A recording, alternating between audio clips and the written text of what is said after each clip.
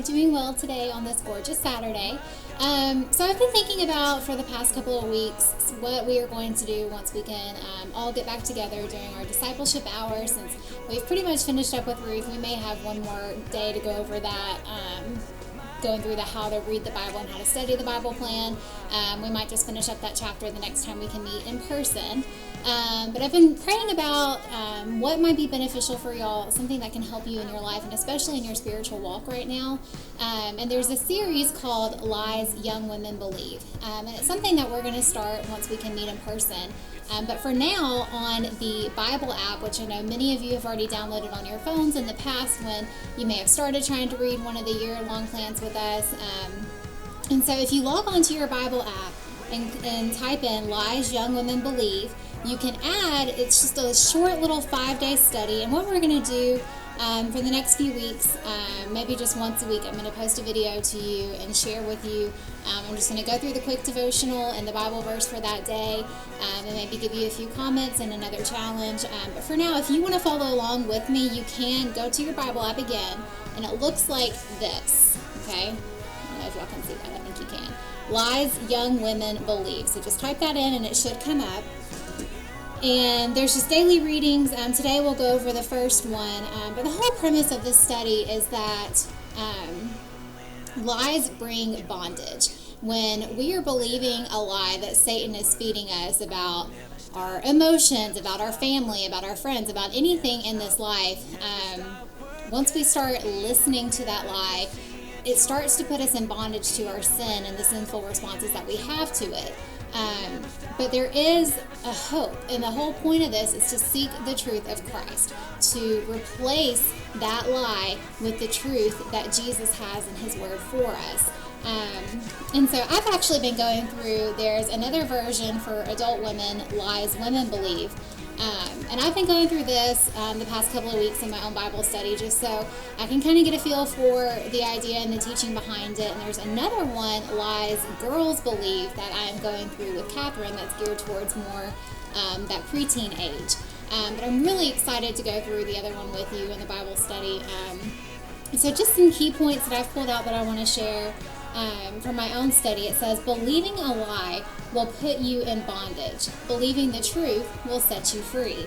And how do we do that? We do that by obedience, by obeying the truth that God has laid out for us.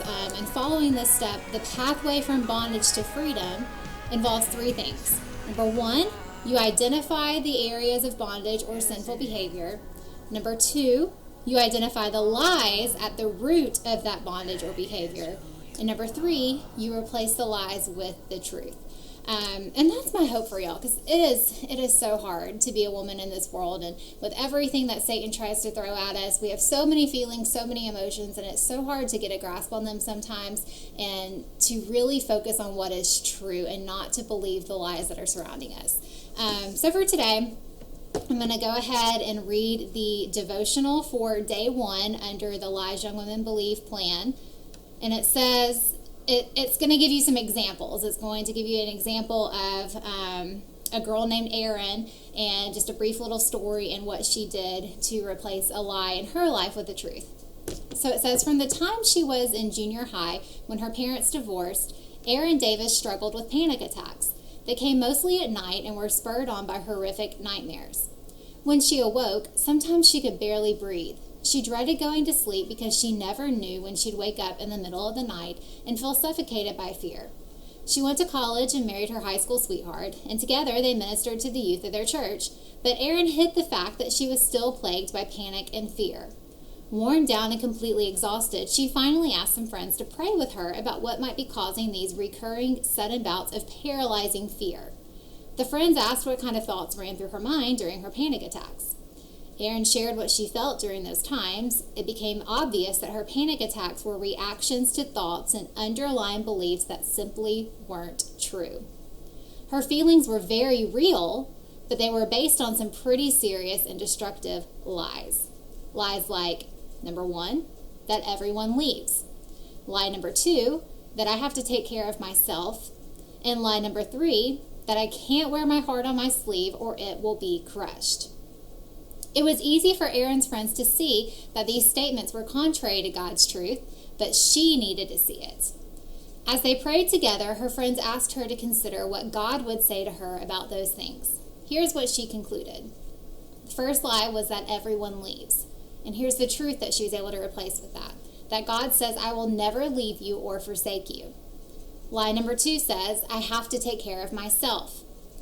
The truth says, be still and know that I am God. Erin realized she was trying to play the role of God in her own life. Lie number 3 says, I can't wear my heart on my sleeve or I will be crushed.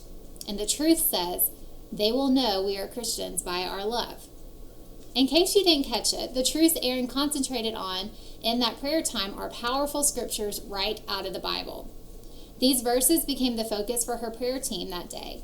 And over the next few days, she continued to meditate on those verses as she began to reprogram her thinking. The results were amazing. When Erin drove home a few days later, staying in a hotel alone along the way, she slept peacefully without nightmares or panic for the first time in a long time. Her parents are still divorced. She still struggles with fear at times, but it rarely rises up as powerfully as it did night after night for almost 10 years. The lies she believed at one time put her in bondage. It was God's truth that set her free. And the Bible verse for today is really short. It says, and you will know the truth, and the truth will set you free. It's John 8:32.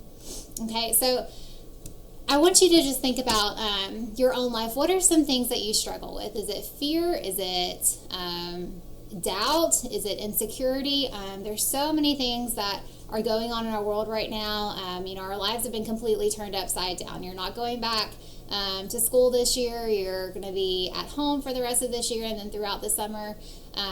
So there's so many things that I know are burdening you guys, and I want you to know that I'm here for you. Please feel free to reach out to me at any time. I'm just a phone call or a text away. Just say, hey, I really need some prayer today. You don't even have to tell me what's going on. Just say, hey, will you please pray for me? If you want to share what's going on, I'm more than willing to always listen to you. I love you girls, and just please stay connected during this time. And maybe later this week I'll do the second devotional. But for now, again, if you want to go ahead and read that and go through that and just kind of get a glimpse for what we're doing, it's called Lies Young Women Believe, and it can be found on the Bible app. Love you girls. Bye.